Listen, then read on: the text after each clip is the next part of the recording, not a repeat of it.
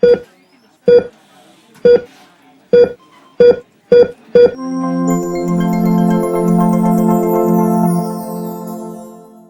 everyone, I hope you all are doing great. I am Sabina and today we'll be discussing a very important disease condition which is Meniere disease and ये काफी बार आपके university entrance examination में आ चुकी है. Meniere disease definition, the medical management and the nursing management of Meniere disease, right? Sign and symptom भी काफी पूछे जाते हैं इसके. So let us quickly revise कि Meniere disease में हम क्या क्या पॉइंट लिख सकते हैं.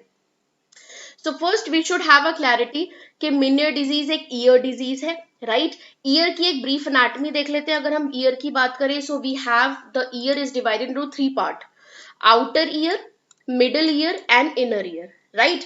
आउटर ईयर में आपका टिम्पैनिक पूरा ऑरिकल आ गया, पिना आ गया, एंड देन वी हैव जो आउटर ईयर, ये येलो वाला पार्ट है, and pink is the middle ear. Outer ear और मिडल ईयर को जो सेपरेट करती है membrane, it is called as tympanic membrane, right? Tympanic membrane जिसे हम ईयर ड्रम भी बोलते हैं. सो ईयर ड्रम आपका सेपरेट करता है किसको? आउटर ईयर को एंड मिडल ईयर को. Now in the middle ear there is something which is very beautiful, और सबसे टाइनी बोन्स ह्यूमन बॉडी की प्रेजेंट होती है मिडल ईयर में, विच इज मेलिस इनकसेंट स्टेप्स, जो क्या करती है? साउंड वेव को, आपके जो भी साउंड वेव आपका इन आउटर ईयर से ट्रैवल करता है मिडल ईयर में, उसके प्रेशर को बढ़ाती है, राइट? क्यों बढ़ाती हैं? द सिंपल रीजन, क्योंकि आपका जो वो प्रेशर, जो हमें हाई प्रेशर इसलिए चाहिए साउंड वेव का, क्योंकि उसको एंटर करना है इनर ईयर में. एंड इनर ईयर में क्यों इतना हाई प्रेशर चाहिए आपका साउंड वेव का? क्योंकि इनर ईयर में है fluid, and when we have to travel in a water, we need to have more pressure as compare to the air, right? So आपका जो मेलिस इनकसेंट स्टेप है, they will transfer, they will do the transmission of all the sound waves from the middle ear to the inner ear, right? तो वो inner ear में आपके sound wave आ गए. Now let's talk about the inner ear, जो कि बहुत ज्यादा important है. अगर हम inner ear को देखें तो इस तरीके से inner ear का structure है, राइट? इनर ईयर में सबसे इंपॉर्टेंट दो पार्ट है. ये snail like structure, this snail like structure is called vestibule, is called cochlea, right? ये क्या है? कॉक्लिया. और जो बाकी का रिमेनिंग पार्ट है उसे बोलते हैं वेस्टिब्यूल. वेस्टिब्यूल में ये इस तरीके के, यू कैन सी, ये जो आर्च शेप ये बन रहे हैं, इन्हें बोलते हैं सेमी सर्कुलर कनाल. नाउ ईच सेमी सर्कुलर कनाल का एक अपना एक फंक्शन होता है हेड के मूवमेंट का, which we are not going into detail, क्योंकि हमें मिनियर डिजीज के बारे में पढ़ना है. सो हमारे पास, हमने अभी तक देखा, इनर ईयर में कॉक्लिया है, वेस्टिब्यूल है, वेस्टिब्यूल के अंदर सेमी सर्कुलर कनाल है. द एंटायर इनर ईयर, पूरा इनर ईयर दो लेयर्स में कवर्ड है. आउटर लेयर को बोलते हैं बोनी लैबिरिंथ, राइट? वो बोनी स्ट्रक्चर है, बोनी लैबिरिंथ बोलते हैं. उसके अंदर एक जो स्ट्रक्चर है उसे बोलते हैं मेम्ब्रेनस लैबिरिंथ, राइट? सो वेस्टिब्यूल के अंदर क्या है? पूरा आपका एंडोलिम्फेटिक डक्ट है जो कि मेम्ब्रेनस लैबिरिंथ से कवर्ड है. अब जो बोनी लैबिरिंथ पार्ट है, this blue part which you can see, इस बोनी लेब्रिंथ में एक टाइप ऑफ फ्लूइड जो है सर्कुलेट होता है, and this fluid is called, yes, this fluid, इसका नाम क्या है? इस फ्लूइड को बोलते हैं हम पेरीलिम्फ. पेरीलिम्फ कहां पे प्रेजेंट होता है? बोनी लेब्रिंथ में. एंड जो आपका मेम्ब्रेनस लेब्रिंथ है, दिस स्लाइटली ऑरेंज पार्ट, इसके अंदर जो फ्लूइड प्रेजेंट होता है, जो सर्कुलेट होता है, उसे बोलते हैं एंडोलिम्फ फ्लूइड. अब one of the very biggest difference between endolymph and perilymph, अब देखो यहाँ पे इमेज देखो, ये है हमारा पेरीलिम्फ, ब्लू कलर से हाईलाइट है, एंडोलिम्फ ग्रीन कलर से हाईलाइट है, राइट? पेरीलिम्फ सर्कुलेट करता है आपका बोनी लेब्रिंथ पे, right? Do not forget, perilymph आपका कहाँ सर्कुलेट कर रहा है? बोनी लेबिरिंथ में. एंड आपका एंडोलिम्फ कहाँ सर्कुलेट कर रहा है? एंडोलिम्फ सर्कुलेट कर रहा है हमारा, endolymph is circulating in which part? In membranous labyrinth, मतलब endolymphatic duct मान लो, membranous labyrinth, राइट? अब ये दोनों जो एंडोलिम्फ है या फिर जो पेरीलिम्फ है, दे बोथ आर सेपरेटेड. ये एंडोलिम्फ एंड पेरीलिम्फ अगर हम देखें, दोनों ही सेपरेटेड है, किससे? By the vestibule membrane, this vestibule membrane, right. तो एंडोलिम्फ एंडोलिम्फेटिक डक्ट में सर्कुलेट कर रहा है, सेमी सर्कुलर कनाल में सर्कुलेट कर रहा है, आउटर साइड बोनी लेब्रिथ में पेरिलिम्फ है, और दोनों फ्लूइड सेपरेटेड है by the vestibular membrane. Same like आपका जैसे विसरल लेयर है, प्लूरल लेयर है, दोनों के बीच में डिफरेंस होता है, प्लूरल कैविटी, प्लूरल फ्लूइड होता है, इस तरीके से, राइट, ऐसे याद कर सकते हैं। अब एक जो सबसे मेजर डिफरेंस है जो आपको याद रखना है जब हम एंडोलिम्फ की बात करते हैं, सो एंडोलिम्फ इज द वन जो ये फ्लूइड है वो सबसे ज्यादा रिच है पोटेशियम आयन में, राइट। सो पोटेशियम सबसे ज्यादा आपके प्रेजेंट है एंडोलिम्फ में, सम ऑफ सोडियम भी होगा but it is rich in potassium. Perilymph जो फ्लूइड है वो रिच है आपका सोडियम में, right. So perilymph is rich in sodium, endolymph is rich in potassium. ये हमें क्लैरिटी हो गई। Endolymph circulate in which part, in the आपका मेम्ब्रेनस लेब्रिंथ में सर्कुलेट करता है, पेरीलिम्फ आउटर पार्ट में सर्कुलेट करता है जो बोनी लेब्रिंथ है, और दोनों ही सेपरेटेड है बाय अ वेस्टिबुलर मेम्ब्रेन। इतना समझ में आ गया। Now let us discuss about Meniere disease. अब मेनियर डिजीज को हम कैसे डिफाइन करेंगे, क्या होता है? सबसे पहला पार्ट ये जो क्वेश्चन आता है, क्या मेनियर डिजीज आपकी इनर ईयर की डिजीज है, क्या मेनियर डिजीज मिडिल ईयर की डिजीज है? तो yes, you should be very clear that Meniere disease is the inner ear disease. ये क्या है? आपकी इनर ईयर की डिजीज है। एंड मेनियर डिजीज में होता क्या है? ओवर प्रोडक्शन या फिर impaired absorption of lymphatic fluid. Now you need to understand Meniere disease के अंदर क्या हो रहा है कि जो आपका एंडोलिम्फ है, राइट, जो अभी हमने ये फ्लूइड पढ़ा ना एंडोलिम्फ, या तो ये बहुत ज्यादा प्रोड्यूस हो रहा है या ये ठीक से अब्सॉर्ब नहीं हो पा रहा है। ये दो कंडीशन है जिसकी वजह से आगे कॉम्प्लिकेशन अराइजेस होती है, and that can result into the Meniere disease development, right. तो सबसे पहले हमने क्या बोला? The first is either over production हो रहा है या फिर आपका इम्पेयर्ड अब्सॉर्प्शन है लिम्फेटिक फ्लूइड का, जिसकी वजह से क्या होगा? अगर बहुत ज्यादा फ्लूइड बनता रहेगा, प्रोड्यूस होता रहेगा और अब्सॉर्ब नहीं होगा, तो वो क्या होगा? अब नॉर्मली एक्यूमुलेट होगा लिम्फेटिक डक्ट के अंदर, लिम्फेटिक सैक में जो एंडोलिम्फ है। अगर वो अब नॉर्मली एक्यूमुलेट होता रहेगा, now you need to understand, यहाँ पे ये एंडोलिम्फ है, ये आपका ये एंडोलिम्फ यहाँ पे प्रेजेंट है। अब ये जो एंडोलिम्फ फ्लूइड है ये बहुत ज्यादा प्रोड्यूस हो रहा है, एंड प्रोड्यूस होने के साथ साथ ये जो है अब्सॉर्ब नहीं हो रहा ठीक से, तो ये क्या होगा? एबनॉर्मली एक्यूमुलेट होता रहेगा, एंड एबनॉर्मली एक्यूमुलेट होके क्या करेगा? ये बल्ज हो जाएगा, स्वेलिंग हो जाएगी, क्योंकि एबनॉर्मल एक्यूमुलेशन हो रहा है, राइट। तो ये कंडीशन जब अराइज होगी तो इसको हम बोलते हैं एंडोलिम्फ हाइड्रॉप्स, मतलब हाइपरटेंशन हो गया, उसका वहां पे प्रेशर बढ़ गया, राइट। अब प्रेशर बढ़ेगा तो दो चीजें हो सकती है, देखो, this is what basically Meniere disease define करता है। सो मेनियर डिजीज एक इनर ईयर की डिजीज है which is characterised by over production, बहुत ज्यादा प्रोड्यूस हो रहा है, या impaired absorption of endolymph fluid. Perilymph fluid की बात नहीं हो, या एंडोलिम्फ फ्लूइड का ओवर प्रोडक्शन हो रहा है या इम्पेयर्ड अब्सॉर्प्शन हो रहा है, जिसमें हम क्या कर रहे हैं, जिसकी वजह से क्या हुआ? एंडोलिम्फ बहुत ज्यादा अब नॉर्मली एक्यूमुलेट होता जा रहा है। एक्यूमुलेट होता जाएगा तो क्या होगा? सराउंडिंग स्ट्रक्चर पे प्रेशर बिल्डअप होगा, राइट। सराउंडिंग स्ट्रक्चर पे क्या होगा? प्रेशर बिल्डअप होगा। तो दिस इज द रीजन जहां से मेनियर डिजीज आपकी अराइज होती है। तो अभी सो फार हमने ये पढ़ा कि मेनियर डिजीज में, अब यहां से ही कंटिन्यू करते हैं कि मेनियर डिजीज में अबनॉर्मल एक्यूमुलेशन हो गया है एंडोलिम्फ का, right. So there is abnormal accumulation of endolymph, right. अब abnormal accumulation हो गया, जिसे हम क्या बोलते हैं? इसको हम किस नाम से जानते हैं? इसको हम बोलते हैं एंडोलिम्फ हाइड्रॉप्स, राइट। एंडोलिम्फ हाइड्रॉप्स बोलते हैं। अब इसके बाद क्या होगा? इसके बाद जो नेक्स्ट स्टेप होगा वो ये होगा कि अगर एबनॉर्मल एक्यूमुलेशन हो रहा है तो दो कंडीशन हो सकती हैं भाई। आपका प्रेशर बिल्डअप होगा, with the pressure there could be two condition that can arises. सबसे पहली कंडीशन हो सकती है कंप्रेशन, यस। प्रेशर जब बिल्डअप होगा तो स्वेलिंग होगी, कंप्रेशन होगा, एंडोलिम्फ जो एंडोलिम्फेटिक सैक है वो अपने सराउंडिंग एरिया में प्रेशर उनको कंप्रेस करेगा क्योंकि प्रेशर बिल्डअप होता जा रहा है। या फिर दूसरा क्या कंडीशन हो सकती है? रप्चर। अब now let us understand these two condition compression and rupture. So पहले हम बात करते हैं रप्चर की।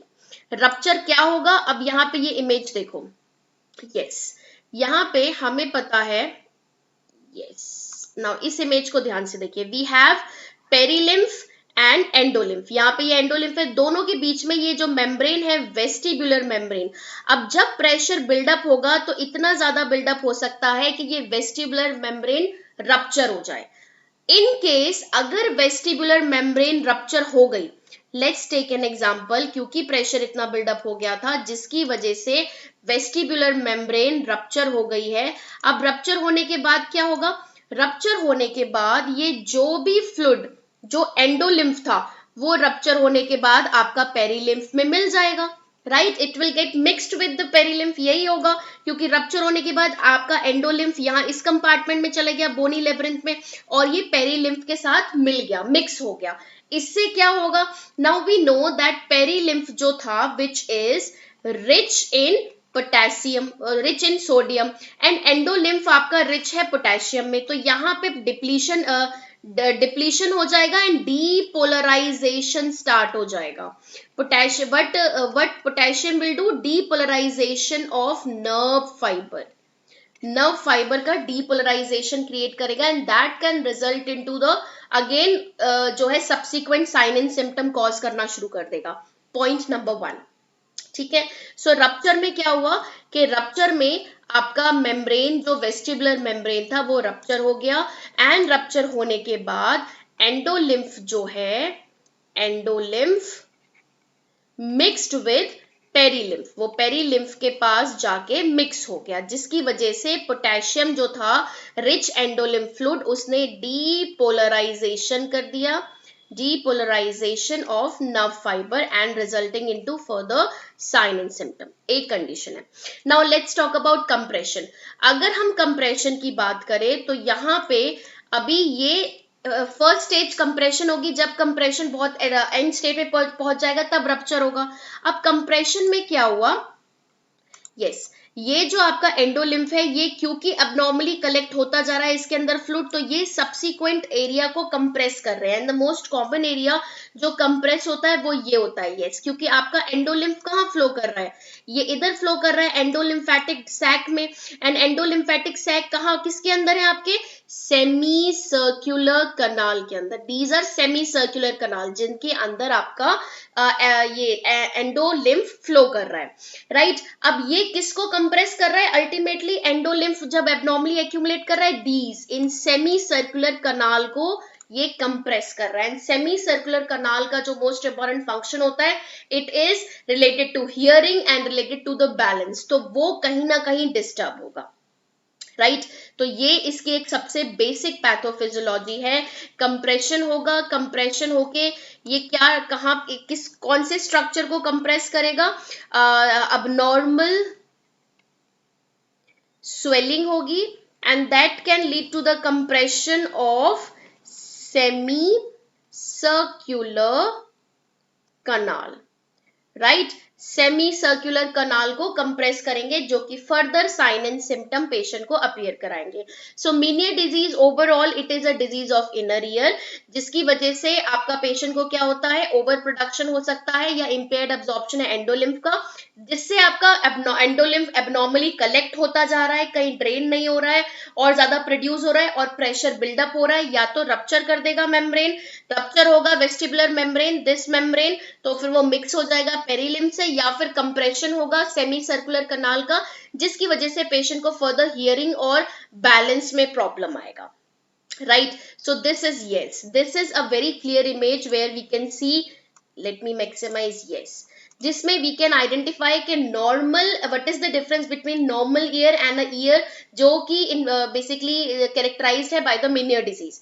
अब यहाँ पे एंडोलिम्फ को देखो, it is a normally flow हो रहा है एंडोलिम्फ का without any abnormal accumulation, but in this case endolymph distended है, राइट? एंडोलिम्फ क्या है? डिस्टेंडेड है, जिसकी वजह से सेमी सर्कुलर कनाल कंप्रेस हो रही है।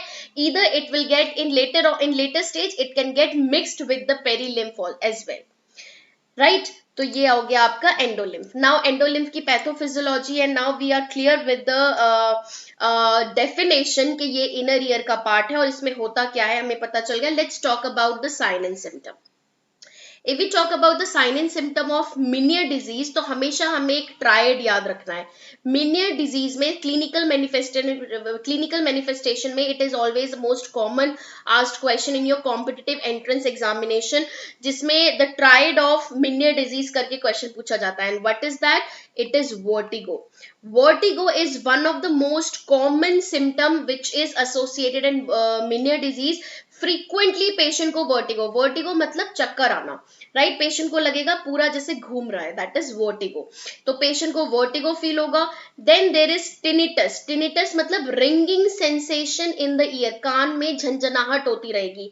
And this is your subjective data, right? ये क्या है आपका सब्जेक्टिव डेटा है। अनदर इंपॉर्टेंट जो इस ट्राइड में जो साइन एंड सिम्टम है मिनियर डिजीज का, वो क्या है आपका sensory neural hearing loss.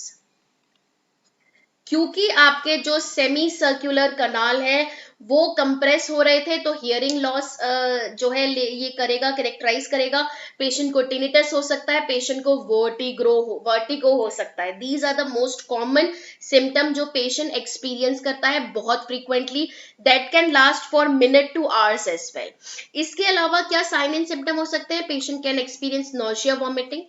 Patient को डायफिरेसिस हो सकता है। डायफिरेसिस क्या होता है? It is very important to remember the medical terminology. आपकी जितनी भी आपके पास, you should have nursing dictionary with you. अगर अभी तक नहीं खरीदी है तो नर्सिंग डिक्शनरी खरीद लो। And every day build a habit के आप नर्सिंग डिक्शनरी भी पढ़ो। अदरवाइज नर्सिंग नेक्स्ट लाइव में on regular daily basis we are having word of the day, जिससे आप अपनी जो है नॉलेज को एनहांस कर सकते हो। Because going forward you should be familiar with these terminology के डायफिरेसिस क्या है, हाइपोक्सिया क्या है, एनोरेक्सिया क्या है, right? So diaphoresis is excessive sweating.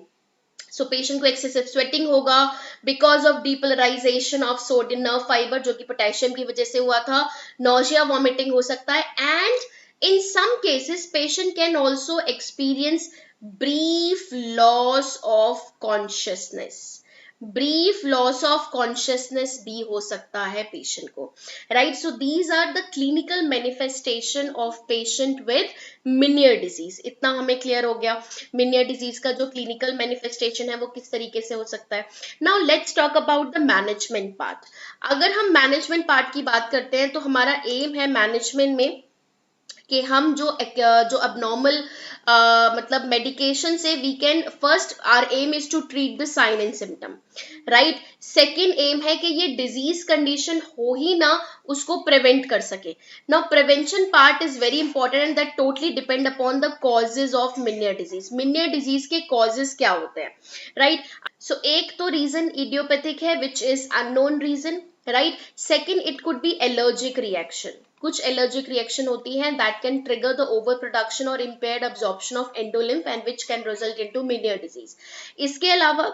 इसके अलावा हमारा हो सकता है middle ear infection, right? Middle ear infection हो सकता है। Third it could be middle ear infection के साथ साथ ये हो सकता है कि आपका अगर पेशेंट हेड इंजरी का पेशेंट है, उसके साथ भी कोई इंजरी हुई हो, then the condition can arises आपका एंडोलिम्फ का प्रोडक्शन एंड द एब्जॉर्प्शन जो रेट है वो इम्बैलेंस्ड हो सकता है। So these are certain etiological factor that can associate with the development of Meniere disease, but main जो कॉजेटिव फैक्टर है वो अननोन है, क्लियर नहीं है कि what is the reason behind मिनियर disease क्यों हो रही है, right? Now let us talk about the pharmacological management. अगर हम फार्माकोलॉजिकल मैनेजमेंट की बात करें then our aim is basically जो एंडोलिम्फ जो प्रेशर बिल्डअप हुआ है उसे हम लोअर कर सके, उसे जो है प्रेशर को हमें जो है रिड्यूस करना है। सो सबसे पहले we can give tranquilliser and antihistamine to the patient. ये क्या करेगा, जो पेशेंट को वर्टिगो हो रहा है हमें वो कंट्रोल करना है, बिकॉज वर्टिगो वाला patient is at high risk of injury. Nursing management part, nursing management में सबसे पहला नर्सिंग डायग्नोसिस यही होगा that patient is at risk for injury because of the sign and symptom just like vertigo, right? तो patient का जो vertigo है उसे कंट्रोल करना है और जो वेस्टिबुलर सिस्टम है उसको हमें सप्रेस करना है ताकि ये साइन एंड सिम्टम को कंट्रोल कर सके। अदर देन दैट एंटीएमेटिक दे सकते हैं, एंटीएमेटिक पेशेंट को अगर नॉजिया वॉमिटिंग है तो उसे कंट्रोल कर सकते हैं। Diuretics are a very important part of the medical management of Meniere disease, क्योंकि डायूरेटिक से क्या कर सकते हैं, प्रेशर को लोअर कर सकते हैं एंडोलिम्फेटिक सिस्टम से, right. Side by side we can also give vasodilators along with other medical management to the patient. So this is your pharmacological management. Now let's talk about the dietary management. You know, dietary management for menial disease is very important. Dietary management में क्या होता है, we always prefer कि हम patient को sodium restricted diet दें. Yes, we prefer कि patient को सोडियम रिस्ट्रिक्टेड डाइट मिलनी चाहिए मिनियर डिजीज वाले पेशेंट को. ऐसा क्यों? Now we should know the reason why we are giving sodium restricted diet in case of Meniere disease. We all know, बहुत ही सिंपल सा लॉजिक है. जब भी हम नमक खाते हैं, नमक के बाद हमें ज्यादा नमक क्या करता है, पानी को होल्ड करके रखता है, वाटर पीना पड़ता है, वाटर पानी जो है कंजप्शन ज्यादा होता है. And in Meniere disease already there is pressure जो है, एक्यूमुलेशन बहुत ज्यादा फ्लूइड का हाई है. समवेयर अगर आप सोडियम डाइट पेशेंट को दोगे तो वो क्या करेगा, पेशेंट के जो सिम्टम है, साइन एंड सिम्टम है, वो वर्सन कर देगा, प्रेशर और ज्यादा बिल्डअप कर देगा. This is the reason why sodium restricted diet दी जाती है, जो एक सबसे common reason associated. Exact reason इसके जो पीछे है वो अननोन है, but the theory and the researchers consider the sodium restricted diet beneficial because it can further, it will avoid the further buildup of the fluid in the vestibular system, right. दूसरा, हमें patient को बोलना है no to tobacco, smoking, caffeine और alcohol, ये सब मना करना है, बिल्कुल अवॉइड करना है ड्यूरिंग द स्पेशली जो मिनियर डिजीज जिनको हो रखा है और जो फार्माकोलॉजिकल मैनेजमेंट ले रहे हैं, right. So this is the dietary management. Now let's talk about the surgical management. Surgical management हम तभी ऑप्ट करते हैं व्हेन जब आपका dietary and pharmacological management fails हो जाता है, सो तब हम मूव करेंगे सर्जिकल मैनेजमेंट में. सर्जिकल मैनेजमेंट में हमारा क्या एम होगा कि हम अगर कुछ कैथेटर इंसर्ट कर सकते हैं, कैथेटर से हम जो है ड्रेन कर सके एक्सेसिव जो एबनॉर्मल एक्यूमुलेटेड फ्लूइड है, या फिर कोई शंटिंग कर सके या डिकम्प्रेस कर सके सक्शनिंग करके. So these steps will be included in the surgical management. जैसे कि आपका एंडोलिम्फेटिक सैक में डिकम्प्रेशन या शंट प्लेस कर देंगे, middle ear inner ear perfusion से करके प्लेसमेंट एक कैथेटर को प्लेस कर देंगे for the drainage of the abnormal collected fluid, और या फिर infusion of medication. So these are some of the common surgical management, right? Now let's talk about the nursing management. Nursing में सबसे ज्यादा जब भी management का part आएगा, you have to focus on the vertigo, right. Hearing loss भी है patient को, वर्टिगो भी है, टिनिटस भी है. तो आप जब भी पेशेंट को बात करेंगे, you have to speak in a normal tone, बहुत ज्यादा चिल्लाना नहीं है पेशेंट के पास. ये एक जनरल एटिकेट्स होते हैं. You know that if your patient is having hearing loss, you should not speak in a very loud tone. Normally बोलना है, स्लो बोलना है, so that patient can read your lips, patient can assume कि आप patient can actually see कि आप क्या उसको बोल रहे हो, राइट. प्लस इसके साथ वर्टिगो की जितनी भी इंटरवेंशन है उसमें हमें असेस करना है पहले एंड मॉनिटर करना है कि उसकी फ्रीक्वेंसी क्या है. वर्टिगो अगर पेशेंट को हो रहा है तो उस टाइम पे क्या साइन एंड सिम्टम है, उस टाइम पे पेशेंट का क्या रिएक्शन है, क्या कोई और साइन एंड सिम्टम एसोसिएटेड है वर्टिगो के साथ, पेशेंट को नॉजिया वॉमिटिंग हो गया है, कितने टाइम तक वर्टिगो हुआ था, 20 मिनट हुआ था, आधा घंटा हुआ, या फिर उसके बाद दोबारा कितनी जल्दी हो रहा है. So these are certain thing which we as a nurse need to assess, right. हमें असेस करना है, पेशेंट से पूछना है कान में झंझनाहट हो रही है, because this is a subjective data. तो पेशेंट आपको बताएगा यस मुझे कान में जो है रिंगिंग सेंसेशन हो रहा है. Other than that, the common nursing intervention that we can include is हम पेशेंट को बोल सकते हैं, अगर आपका पेशेंट है जिसे हियरिंग लॉस है, पेशेंट को वर्टिगो हो रहा है, तो इट इज एडवाइजेबल कि आप पेशेंट को जो एक रिस्ट बैंड प्रोवाइड करिए जहां पे पेशेंट को ये मेंशन हो दैट ये मिनियर डिजीज वाले पेशेंट हैं and patient is experiencing vertigo frequently, जिससे बाकी हेल्थ केयर प्रोवाइडर को पता चल जाए and they can implement whenever they are treating the patient, they can have fall risk prevention in their their mind, right? तो मुझे अगर पहले से ही पता होगा दैट दिस पर्टिकुलर पेशेंट को वर्टिगो है, फॉल रिस्क हो सकता है, तो मैं कुछ ऐसा टेस्ट या कुछ ऐसी असेसमेंट परफॉर्म ही नहीं करूंगी. Because many time it happen कि जब हम पेशेंट को कोई असेसमेंट परफॉर्म करते हैं, हम पेशेंट को बोलते हैं कि you have to stand, you have to walk, उसका गेट असेस करना है. तो you have to have this in your mind कि पेशेंट ऑलरेडी वर्टिगो हो रहा है बहुत फ्रीक्वेंटली, तो हमें फॉल रिस्क प्रिवेंशन लेके चलना है, राइट? अगेन जितनी भी इंजरी होने का रिस्क है वो सारी इंटरवेंशन हमें नर्सिंग इंटरवेंशन यहाँ पे अप्लाई करनी होगी. We have to provide orientation to the patient. Patient का रूम इस तरीके से होना चाहिए, it should be very near to the nursing station so that nurse can have a direct observation for the patient. Nurse जो है observe करती रहे पेशेंट को. पेशेंट के जो है कॉल बेल पेशेंट के बेड साइड पे होने चाहिए. पेशेंट का बेड जो है वो लोवेस्ट होना चाहिए, बहुत हाई पोजीशन पे नहीं होना चाहिए. एंड इसके अलावा लॉक्ड होना चाहिए. पेशेंट को रीस्ट्रेन, अगर आप पेशेंट को मतलब कभी जैसे होता है ना, अगर in case you are not using the restrain then you have to make sure patient के side rail, bed side rail ऊपर होने चाहिए.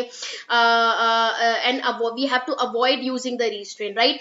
One more point which I would like to add कि जब भी हम मिनियर डिजीज वाले पेशेंट को कम्युनिकेट करते हैं, so always make sure patient को बोलना है कि एकदम से झटके में आपको खड़ा नहीं होना, बैठना नहीं होना, मूवमेंट आपके बहुत स्लो होने चाहिए, अदरवाइज डिजीनेस होने लगती है. जैसे कई बार होता है ना, पेशेंट आपका लेटा होता है, लेटे से एकदम से बैठ जाता है या बैठ के वो बेड से खड़ा होता है, तो उस केस में वो एकदम से डिजीनेस होगा and patient can fall right on the ground. तो ये चीजें आपको पेशेंट को बतानी है that this is the condition you are experiencing vertigo and it can arises because आपका प्रेशर डिफरेंस हो सकता है, ऑर्थोस्टैटिक हाइपोटेंशन हो सकता है, फर्दर आपको वर्टिगो हो सकता है. तो जब भी आप अपना मूवमेंट करेंगे you have to move slowly, चाहे वो बैठ सुपाइन पोजिशन से फाउलर्स में आना हो या फाउलर्स से आपको जो है स्टैंडिंग पोजिशन में आना हो, तो आपको जो है बहुत स्लोली अपनी पोजिशन को चेंज करना है, right?